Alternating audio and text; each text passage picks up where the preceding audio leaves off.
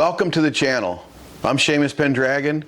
This is my best friend James, and today we're going to talk about a topic that a lot of people have to at least give some thought to, and that's the idiocy of the American people to continue to authorize $1 trillion a year spent on the military to keep the boogeyman out. And the example that I'd like to use today, James, is Ukraine and the whole Ukraine-Russia thing, right? So Russia's been the boogeyman of the United States for probably your entire life, right? Because it has been for mine. Absolutely. Yeah, I was born into that. Yeah, we all were. We were born in to fear this Russian threat. And again, we talked about perception in the past, you know, how perception creates our reality or shapes our reality. So the perception is that we're always under threat of this takeover by Russia. Today, I hope that we can take this fucking fairy tale and blow it to smithereens. Are you ready to do that? Yeah, hopefully. Is it time? I think so. Will anybody listen to this? I hope so. I think one of the things you have to understand is, Russia is irrelevant. It's just that the American people needed a boogeyman, or more specifically, the people in charge of the military-industrial complex needed a boogeyman. And, I remember when I was a kid, the Berlin Wall coming down, and we thought, this is awesome! We're heading into a new age of peace, of prosperity, of, freedom of travel, like things are going to get a lot better. And then, of course, 9/11 happened and all that stuff. But before we get into that, Russia, after the fall of the communist bloc, come to find out, they're bankrupt. They've made up decoy tanks and missiles and all. I mean, they didn't have nearly the capacity that our intelligence told us that they had, which we used to justify the military budget that we had. Yeah, I would even say that there were those willing to ignore the obvious signs that Russia didn't have what they said they had, or what we were proclaiming, in order to build up the military-industrial complex. Absolutely, I'm sure all of that was happening. They definitely knew, but it was on the agenda since World War II to perpetuate war for America, for the interest of making money. Yes. Yeah. And they have succeeded brilliantly, let me tell you. I mean, we spend $1 trillion a year on war. More than anything, more than any other thing, Americans spend their money on war. And that's really, the War Department takes $1 trillion a year, and I would say more than that even. And I would say a significant segment of the American industrial complex, period, caters to the war machine. The hypocrisy is that the American people don't even make a goddamn effort to change any of it. Right. The people who claim to how do you put this? They claim to be the least fearful group of people are the ones who advocate for spending the most on the military. And they're also at the forefront every time there's a military conflict. They're the ones encouraging that we do this. Yes, they're supportive of the government. They claim to be supportive of the troops, but I would call that bullshit.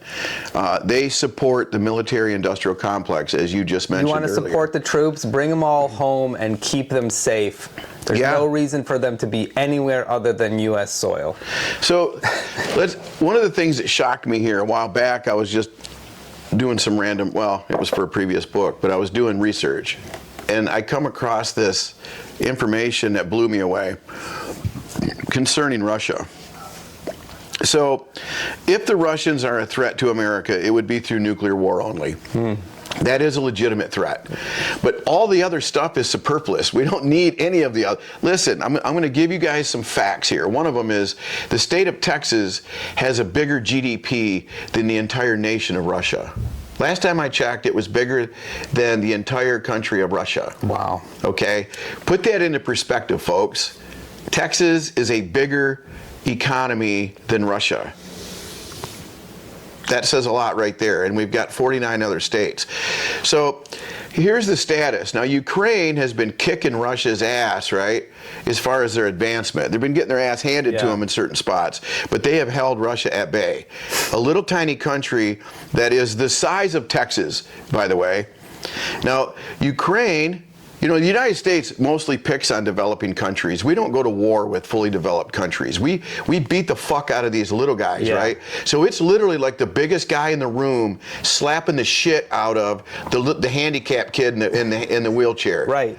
I mean, I think that's a pretty good freaking. That's Russia invading Ukraine. Is what you're saying, yeah. No, I'm saying the U.S. The U.S. goes to war with all of these developing countries, and it's like some big guy, some football player slapping some handicapped child around that sits in a wheelchair. There's no comparison. Right. Okay.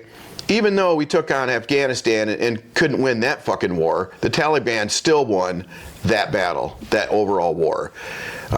So taking Ukraine into effect, a country that's held Russia at bay, and I understand completely, and we're going to get to this, that mostly because they're propped up by the European Union and the United States in this regard. So Ukraine only recently was upgraded to what they call a middle-income country. They have a GDP of $178 billion a year, folks. Okay, let's put that into perspective. The GDP for the state of Michigan is $566 billion. So the GDP for the state of Michigan far away is higher than Ukraine. And the worst part about the whole conflict with Ukraine is that we set them up for this on purpose. Sure. To create a thorn in the side for Russia so that we could spend more money in the military. Like, get this, that is the purpose of the conflict, is so that the people making the weapon systems that we're sending over to Ukraine make money. That's the bottom line, okay? That's the only thing that they actually care about, is making money. That's all any of it has ever been. The banks make money, the military-industrial complex makes money, your bureaucrats, your fucking politicians that are in Washington and at state level that give all these frickin' freebies and breaks and everything to these people, and continue. The Republicans are the worst, okay? Both sides do it. Yes. But this is what nauseates me. We just watched this fucking asshole, Elon Musk, go through and do a job for the other asshole, Donald Jesus Trump, right? Taking away fucking aid to the poor while they ramp up welfare for these corporations. And Elon Musk has benefited in the fucking tens of billions. All of his in corporate money, welfare. No, almost all of his money has come from government contracts. Yeah. People don't realize this. SpaceX, which hasn't launched anything into space, he's made like $3 billion in contracts that they've gotten from the government from this thing. It's the most ridiculous thing possible. All of his money comes from the government and people bailing him out, and but again, they only care about the money, the bottom line. So why does the American people put up with this, Pendragon? It's got to be the perception that we're under threat. It has to be the fear factor. So fear is depriving people of freedom, because they're looking at, what is it, $400,000 plus per family the national deficit's going to rise to, and under this big beautiful bullshit bill that just passed. What the fuck is wrong with you people? I'm not talking about the politicians. We know they're crooked. We know they're a bunch of assholes. Why haven't you fired them? Yeah. Why haven't you fired them? Because you're so dedicated and you're so locked into a tradition that you can't do it. You can't pull your mouth off the titty, can you? No. Well, you know, when we've talked about psychology a number of times, and what you have in a hierarchical society like we live in is, as long as someone's underneath you, you are incentivized to maintain the status quo. Absolutely. Okay, and we talked about this before. The church did this with putting women under men, right? Yep. And they'd say, as long as this woman's subject to me, then I can be subject to the church. Well, that's the same way, you know, we have our little jobs, us middle class people, and we have our little, houses, and we have our little communities we live in, and we're like, well, everything seems fine as long as I'm getting what I want. Why do I want to upset the apple cart? Why do I care about what happens over in Ukraine? I'm going to put my little flag up. I'm going to, change my Facebook profile picture, and it's cost me some solidarity, right? It's just nonsense. Like, do you know that, like, I think it was either a quarter or a half of the Ukrainian men, the working force, have been killed in this conflict. Well, it's interesting that you bring that up because I looked up the power rankings. Yeah. And this is important. Russia, the source that I used, globalfirepower.com, ranks Russia as the -- 2 military superpower in the world still. Wow. Even above China. Now, I didn't do all the comparisons, folks. You can do that if you want. But they're right there in the top 5, right? Ukraine's ranked 20th. 20th. Militarily, and that's only because they're propped up. We just saw what their fucking GDP is for the nation. The state of Michigan makes more money, generates more income than the whole fucking country, but they've got a military that's ranked at least 20th in the world. Do you know what they were ranked number 2 at? The most corrupt country. Oh, that's right. And Russia was number 1. Russia was number 1, and Ukraine was number 2 for most corrupt countries. Yeah.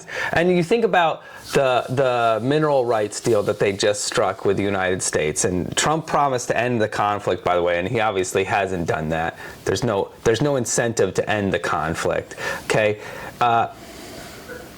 they just signed over all the mineral rights to pay back the debt that they've been accruing through this war. All right. That, again, was the agenda all along. The agenda was to take the resources from this poor country and give them nothing in return. Decimate their country. Their infrastructure is crap. Their people have been displaced or killed. They're just it's a horrible hole of a country now. Look, it makes no logical sense, but the American people continue to support this by fucking re-electing the same goddamn people into office. Well, it doesn't matter which party you vote for. That's what I'm saying. As far as the military is concerned, it doesn't matter. It's the uniparty. They all support the military. They have to change who they're fucking voting for. And I don't mean be a switch hitter and go Democrat to Republican. No, you got to break from the fucking party. You guys are ensnared. I say you guys. I haven't voted for a primary party candidate in 15 years with the exception of one. Okay? But you can't continue down this fucking path blindly letting these assholes run shit. Rand Paul, back when we first started sending tens of billions of dollars to Ukraine, made the issue that Ukraine was the second most corrupt country in Europe, right? And he wanted oversight to be attached to the money that was being sent. Right. Do you know that our Senate and Congress voted that down? Now, how in the fuck does that work? He says we need somebody to oversee the taxpayer money that's being spent on this. Yeah. And the rest of the body of Congress and Senate said, we really don't think that's convenient. In an interview, this asshole Zelensky, okay, this guy that can't even wear a fucking suit and tie when he speaks before the Congress asking for tens of billions of dollars, shows up wearing this because he's so fucking cool, because he's a comedian, right? He's a funny guy. He shows up before the fucking Congress, can't even put on a shirt and tie. He wouldn't be let into certain clubs. But they all applaud this fucker. Aren't you wonderful, Zelensky? Well, it's all just metrics. It's all just publicity. It's all just propaganda. And we installed him into power after they had elected. So Ukraine elects a pro-Russian government. Right. We support a military coup in Ukraine, which installs Zelensky into power. And then he lets the neo-Nazis in Ukraine start killing off ethnic Russians at the border. I was going to bring that up. And you look at something like that and you go, it's all a setup. Like, he literally is an actor playing a role. He has nothing to do with politics at all. No. Listen, in an interview with Bret Baier on Fox News, Bret Baier asked Zelensky, he says, there have been numerous validated reports that you have regiments Not just a few men, folks, that, hang a Nazi flag up. No. He said you have regiments made up of self-proclaimed Nazis that the United States is financially supporting. What do you say to that? His response was, it is what it is. Yeah.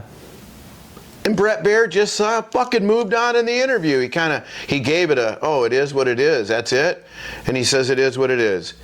It is what it is. Yep, we've got Nazis serving in our military. The U.S. government, who absolutely American policy makes no goddamn sense. It's almost like the American justice system. It just depends on how we feel this day. If you're a Nazi living in America and you are spewing anti-Jewish rhetoric, then they will come down on you, okay, as a threat to the Jews. If you're a Zionist committing genocide against Palestinians, it's okay. Right. If you're a Ukrainian Nazi killing Russians, it's okay. Yeah, because look at the ends justify the means, and if the ends are creating a new conflict that we can then make a bunch of money off of, hey, any means necessary. And create unrest, right? Because everybody gets nervous around the world because it gets reported on all the time. Right? So, and this whole World War III bullshit, if you fucking talk about something enough, and the people that are talking about it are the ones capable of making this shit happen, folks. The American people need to shut this rhetoric down. Yeah. Instead of supporting it, instead of rallying to this fucking cry, you need to shut it down. Listen, Ukraine sits on the doorstep of Russia. I'm not a pro-Russia, pro-Ukraine. I'm neither one. Okay? Look, Ukraine has been under Russian control for hundreds and hundreds of years. You have what wants to be a NATO, UN fucking country on the doorstep. I want you to compare that to the country of Cuba and how the United States has treated Cuba. For some reason, when the United States abuses, rapes, fucking molests, pillage, and plunders anybody, it's okay. Yeah. But when Russia says, look, we don't like this on our doorstep, we'd like a buffer here, they're considered the most demonic frickin' country on the planet. And we support whatever country that is knocking on their doorstep, right? Well, so you have so many problems with this scenario. Okay, first of all, when the Soviet Union collapsed, 91, NATO had no business existing any longer. Okay. You're right. It literally was a pact to fight against Soviet Russia. The Soviet Union. The Soviet Union. All of them, yes. They won. It's dissolved. It's no longer a real thing. Did that happen? Of course not. We create little conflicts here and there. We soldier it along, and then we start to act as if it's the one world government thing that everybody needs to join against Russia and China. Listen, the one world government is the American form of democracy, which, by the way, is an oligarchy, right? A theocratic oligarchy built upon a fascist foundation. That's the American form of democracy. I mean, it's just the way that we are the modern Rome, right? Absolutely. That we have an empire of money. That the United States empire is not in land. They figured out that when the United States was created, it was created as a corporation with a president. Okay, that's why we have a president as opposed to a king or a prime minister. Okay, it's the largest company in the whole world. And it's basically, its currency is money. Like the U.S., the main thing that the United States makes is money. Yeah. And that's what's crazy is like... Well, they have the biggest slave force. That's how we control the whole world, is money. And you think about that, and then we also had this thing called the nuclear bombs. And as we were talking about what we were going to talk about today, I want to put in this threat. Like, we've accepted that nuclear bombs have existed for a long time. We think, oh yeah, it's fine, whatever, that's just the way it is. They never should have been made. There's no reason for them to exist at all, because they're completely irrelevant to any real means of defense. They are only weapons of aggression. Like that's what, we say it's defense because, well, if you hit us, then we'll hit you. It's a deterrent. They call it a deterrent. It's bullshit. Now, here's the other side of it I want to point out. If you think for a minute you're going, well, nobody would ever do that, I want you to take a look at those fucking geniuses that are running the country right now and who are running countries around the world. These aren't real smart people. They may be intelligent in their own way, but they are malicious, they're narcissistic, they're Machiavellian. There is a way to fix that problem. That if we change the leadership structure and the leadership that we have in place, and we have to go outside of the uniparty, we have to find people who are willing to actually serve, that are willing to break down the barriers that the wealthy people have put in place in order for Americans to take back control of their country. Stop trying to project our influence all over the world, accept there's no reason for us to be the greatest nation. There's no reason for us to be the wealthiest. There's no reason for us to keep all of this for ourselves. We need to share. We need to embrace the world and be a part of the world, not dominate the world and put them under our thumb. I agree. And it's just like I hear people complaining about the plastic situation. That could be changed literally within a month. If everybody who is actually opposed to plastics that aren't recyclable and that whole fucking pollution thing just stopped buying plastic, manufacturers would be forced to fucking change what they're doing. And you know what? Voters have that same option, right, James. Every fucking election cycle, these idiots line up and they vote for change, and you vote the same way every time. Okay, you either vote left or right. That's what we're told. There is no left or right, folks. The Democrats and the Republicans are in this boat all together. One's rowing the oar over here and the other one's rowing the oar over here. And if they cooperate, they can get to their destination pretty good. And I think they've been doing it in this zigzag cycle, right? Yeah, absolutely. You change who you're voting for. Don't vote Democrat or Republican. I don't expect you to do this because Americans are pretty fucking stupid. They're lackadaisy. They don't take their fucking shit seriously. Most of you don't even understand the process. You just go in, do your absentee ballot or whatever, and you expect the world to change, and you get mad if your guy or girl doesn't win, and that's it. No, change the whole system. You can change it. You have the power to change it. Voting doesn't work because you don't vote right. Yeah. Yeah, we've been conditioned to do what we're told. And that's what's really interesting when you look at the American system. When it comes to the War Department, we are told you have to support it no matter what. And everybody just kind of goes, oh yeah, okay, I know veterans, I want to support the troops, I want to support the veterans, I want to make sure they're real people. Look, I know lots of great veterans. This is a veteran right here. That doesn't mean I have to support the war machine. No.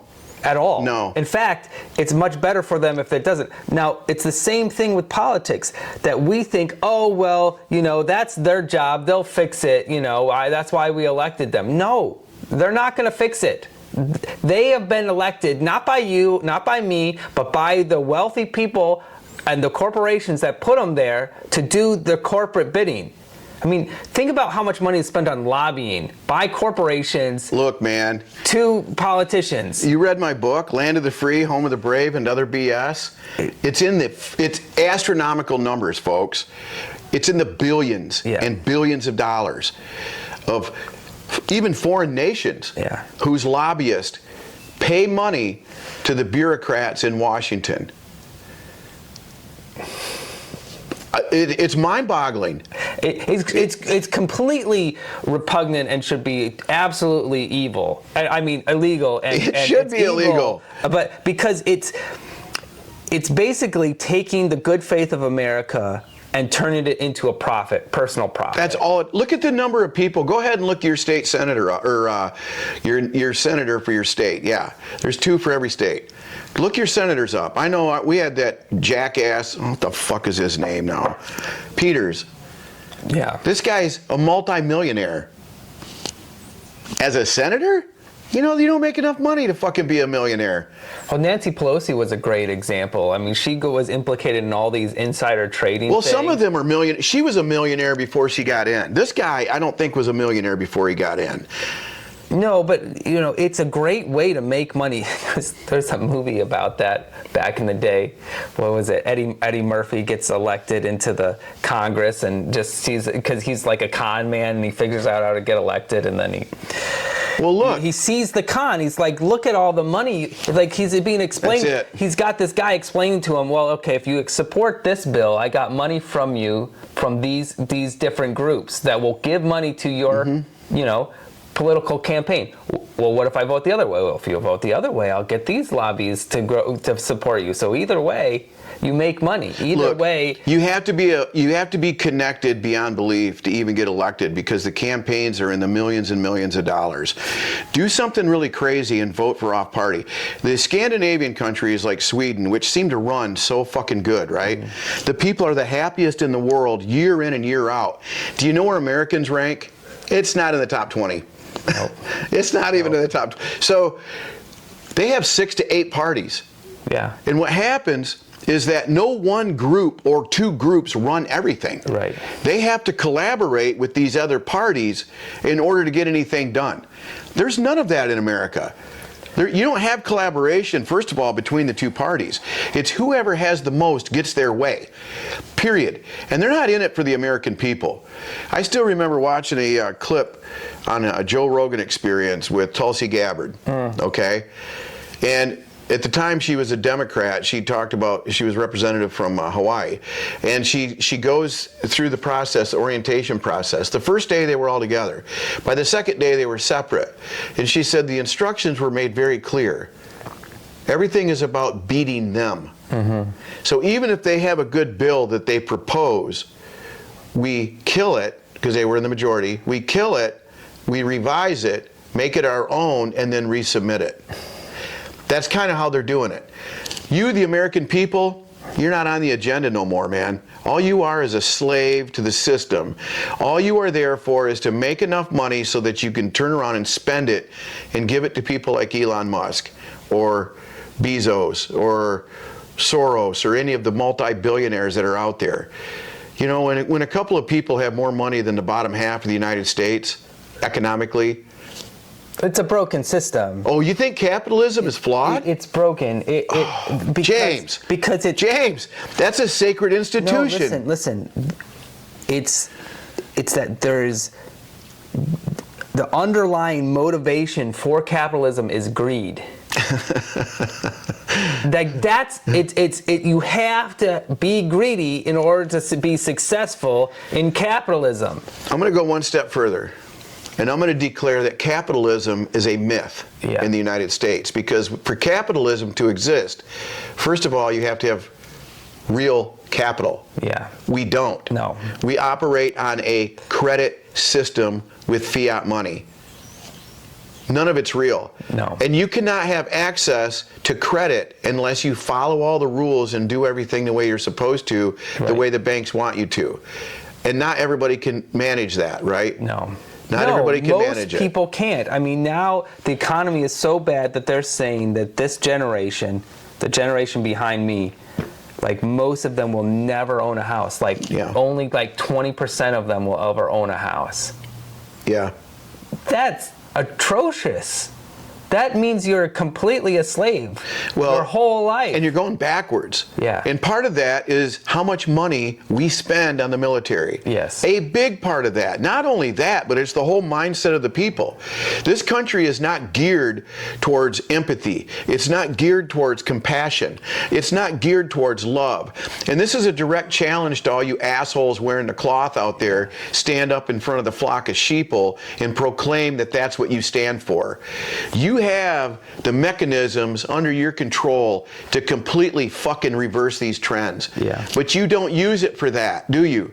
You use it to maintain control of the church and state over the people. Absolutely. You're a bunch of sickos, man. Absolutely. And because it's all about maintaining the status quo, not rocking the boat. That's people are afraid because and there's a psychological condition where when you experience trauma, you will naturally go to those situations of trauma because you know you can survive that. We know we can survive this, so it's okay if we go through it again. Like, that's why we continue to do the same stupid things or continue to be in abusive relationships or all these things, right? It's a psychological conditioning that, well, it could be worse. Listen, I'm going to put a plea out there. And I don't normally appeal to you people because I think you're the biggest bunch of hypocrites on the planet. All of you far-right, evangelical, anti-abortionists, you pro-lifers, protest the genocide in Gaza, please. So you're going to proclaim that a 4-week-old fetus is a life. But you're going to tell me that these cute little Arab babies that I see dragged out in rags because they're fucking dead with American ammunition, carried out by an American ally, our greatest ally, we're told, in the Middle East. Israel is an ally to the United States like a lamprey is to a lake trout. Yeah. Mark my words. Absolutely. So somehow it's okay to kill this little Arab Muslim baby, right? But it's not okay to abort a 4-week-old fetus. I question this. So I challenge you, pro-lifers, if you can't protest what's going on in Gaza right now and in Ukraine, because the killing can stop, just stand up and tell your representatives that you're not going to vote for them. Call them up en masse. Go ahead and gather at the church if you want to. Mm-hmm. Right? Absolutely. There's real things that you can do, and yeah, it's the height of hypocrisy that Christians claim to be about love and peace and to follow a God that is about love and peace and still support the war machine of America. You can't do both. It literally, they're diametrically opposed. And yet, of course, the God of the Christians is a God of war. Yes, he is. Now, I believe in a different God. I think there is a true deity of universal love and consciousness that combines us all together. But that's what I believe about. Mm-hmm. But I think the Christians are confused because they say they believe in this God of love and acceptance, but only if you become one of them. Yes. And only if you conform to what they say you're supposed to conform to. Yes. That's what's really bizarre. It's like God only loves you as long as you are an Israelite. Okay? If you're wearing the wool overcoat of a sheeple, as long as you're a follower of Jesus, then God loves you. Everybody else deserves to just be blown up with nuclear bombs. I mean, like, I've heard Christians talk about how happy they are that Armageddon is going to happen so that all those sinners can suffer and die, and then we can have, heaven on earth. It's not the way it works, okay? No. Everything begins the way it ends. Christianity was born in blood. I was reading about Constantine, 312, right, AD. He wins this big battle over the barbarians. The Romans were not righteous people. They were just like America. They fought war for economic means. Yep, they for resources. They would go in and slaughter everybody, take a bunch of slaves, take all the resources just to keep the empire going. Yep. Okay, that's what Constantine just got done doing. And he sees the sign of the cross in the sky. And he gives glory to Jesus. Yeah. To the Christian God for victory. And that's how it's in the book, folks. Modern Christianity, that's how Christianity started. Yeah. And here's the kicker. That was all bullshit. So we're told that he saw the image of the cross prior to the battle and heard the words, "Conquer under this sign." Conquer under the sign. That was written by a bishop after the Milvian Bridge incident. Afterwards. So after he had won the battle, then this bishop makes up this bullshit story. And Christians today just go, oh, thank goodness for Constantine. Yeah. So whatever Christianity was before that, it died. And a new religion was born. A religion to support the government and the pro-war agenda. That's all it ever was. That the government has. All it ever was. That's all it ever was. Listen, folks. At some point, pull your head out of your ass, swallow your fucking pride, and decide that you're going to make a difference. And stop calling yourself a goddamn victim or going with the flow. Make a difference. If all you do is vote off party this next election cycle and introduce a new party in there, you're going to upset the apple cart.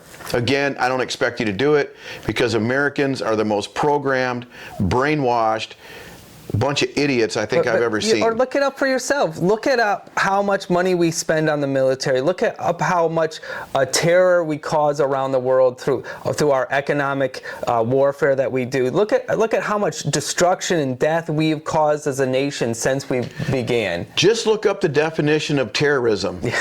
It's using terror to achieve your goals. And I can't think of a nation that's inflicted more terror upon the people of the world than this country. Absolutely. We have far and away surpassed what Rome could have ever done. I have that image of a B-2 bomber, just this giant Delta Wing bomber that's flying at 30,000 feet. Nothing can shoot it down, and it can hold like 18 nuclear warheads. It can obliterate. If you go to some country like Ukraine, it can take out everything. One bomber, the whole country, everybody's dead. Yeah. And the neighboring country from radioactive fallout. And the neighboring country, which as long as the winds are blowing towards Russia, that's all good. That's all good. But that's what we as a nation have done to the whole world for the last 75 years. Since the end of World War II, we have held a knife to the throat of the whole world that if anybody goes against what we want, we could annihilate them. And we do it through conventional means too. Absolutely. We don't obviously we don't nuke them, but when you look at $10 billion a month spent in Iraq during the frickin' that war that lasted from 93 to 2003. The first few years of the war, it was $10 billion a month. What kind of projects could you do with $10 billion a month in the U.S.? What kind of medical breakthroughs could there be? What kind of progress could you do in Iraq? If we just sent a quarter of that money to help their education system, to promote a peaceful, government in there. Charlie Watson, right, that he was the one who helped the CIA train the Afghans to fight the Russians, right? He sent them money, but at the end he wanted to give money to Ukraine to support their education system and to the human rights efforts. And the government said no. Like, he had a whole proposal. We had great relationship. We had dialogue with the Taliban. We could have turned them onto our side, no problem. Listen, the whole Middle East was carved out by Great Britain after World War I, and I believe it was carved out with one intention, to maintain unrest and conflict in the Middle East. Mm-hmm. And it also set them up for what all great Christians fucking look forward to, is that Armageddon.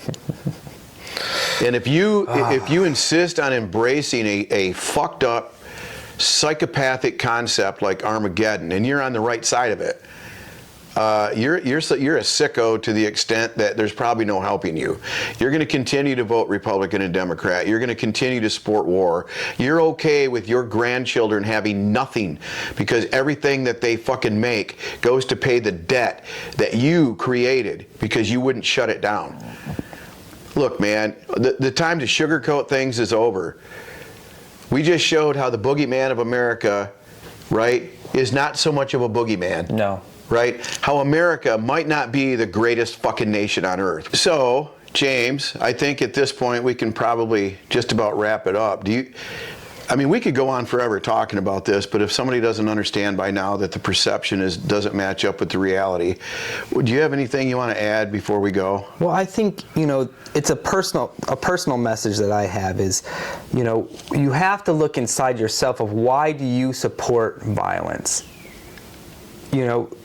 And there's reasons, there's psychological reasons why we think other people deserve to be treated with violence, or why things need to be protected with violence. And there is some justification for violence, but not very much. Not the way that we do it. Not on the level or scale. We have this idea of personal defense, right, to protect ourselves. But that is so much less than the violence perpetuated in the world, and the violence perpetuated through this war that we continue to face. It has nothing to do with defense. And so you have to go, okay, well, why do I support this violence? Why do I support the violence inside of it? And I get something, we get something out of it. Like if you watch like bombs going off, you're like, yeah, like, or people approaching Armageddon go, yeah, they're getting what they deserve. Like, yeah. Now, there's something to that where we've been hurt and we think that needs to be justice paid out. But I'm telling you that the real freedom that you get is by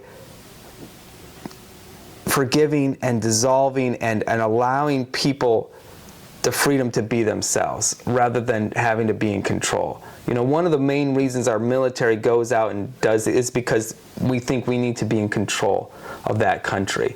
And that's the real evil, is that when we think we're in charge, when we think we're in control, and we're going to enforce our will through violence, that's the real evil, and that's the thing that each of us can address in ourselves, and then maybe we can address it as a country. Mm-hmm. Yeah, I think all those things are solid reasons just to stop doing what we're doing. Yeah. Folks, if nothing else, now I'm gonna say this too. I use some pretty harsh words against the American people. If you're offended by that, that probably means you're in that group. If you're not offended, it means you see it. It means you understand it. So start taking action. Yeah. If nothing else, this entire session is to show you that the Orwellian doublespeak is in full motion. Absolutely. It's not a Defense Department, folks. It is not, let me repeat 10 times over, it is not defense spending. Stop seeing it as defense spending. It is War Department spending. It is to wage war around the world. Okay? That's it. And you have to start thinking for yourself, and you have to stop supporting the system. If not, you're as guilty as everybody else of the blood and mayhem that exists around the world. Absolutely. Yeah, we all have to own our responsibility for this and take action towards creating a more peaceful and better world. Yeah, let's start thinking about peace instead of war. Yes. Yes. All right, folks. Thanks for tuning in. I'm Seamus Pendragon, and we're still living in sin. Until next time, see ya.